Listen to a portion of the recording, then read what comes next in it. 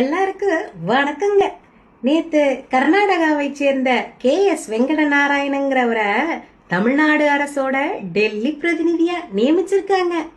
இந்த நியமனத்தை தமிழ்நாடு அரசோட தலைமைச் செயலாளர் சாய்குமார் IAS அறிவிச்சிருக்காரு. சரி, யாருங்க இந்த KS வெங்கட நாராயணன்? இவரு தமிழரே இல்லைங்க, தமிழே தெரியாதுங்க, சுத்த கன்னடருங்க. ஒருவேளை கர்நாடகாவில் இருக்கிற எல்லாரும் டிவிகேல சேர்ந்துட்டாங்களோ? அப்படி இருந்தா கோலார்ல டிவிகே பேனரை கிழிச்சப்போ ஏங்க இவரு ஒரு வார்த்தை கூட பேசல? ஒரு கண்டனமாக தெரிவிச்சாருங்களா? சரி, ஏங்க இவருக்கு இந்த பதவி? அதுக்குத்தான் கொஞ்சம் யோசிக்கணும். இவரு தாங்க விஜய் நடிச்ச ஜனநாயகன் படத்தோட தயாரிப்பாளர். முதல்வர் ஆளுநரை பார்க்க போனப்ப கூட இவரும் கூடவே இருந்தாருங்க. அப்பவே இவருக்கு இந்த அரசு பதவியை கொடுக்கணும்னு முடிவு பண்ணிட்டீங்களா? இப்ப பாத்தீங்கன்னா ஜனநாயகன் படத்துக்கு சம்பந்தமா படத்தொகுப்பாளர் பிரதீப் ராகவ் மேல இருந்த ஒழுங்கு நடவடிக்கையும் திரும்ப வாங்கிட்டாங்க. இன்னும் படமே ரிலீஸ் ஆகலங்க.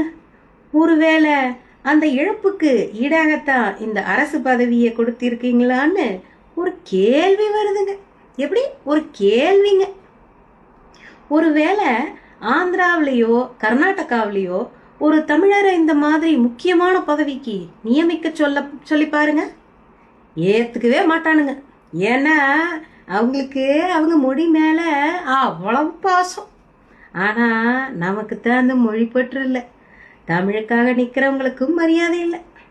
இப்போ ஒரு விடயம் தெரிஞ்சுக்கலாமுங்க.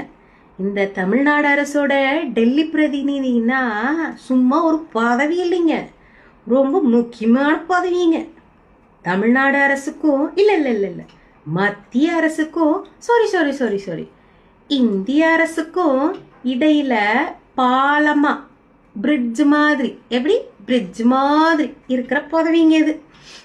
முதல்வர் டெல்லி போனாருன்னா அவரோட சந்திப்பெல்லாம் ஏற்பாடு பண்ணுறதும் யார எப்ப பார்க்கணும்னு ஒருங்கிணைக்கிறதும் இந்த டெல்லி பிரதிநிதியோட வேலையாமாங்க. அந்த அளவுக்கு அதிகாரமும் பொறுப்பும் இருக்கிற பதவிங்க இது.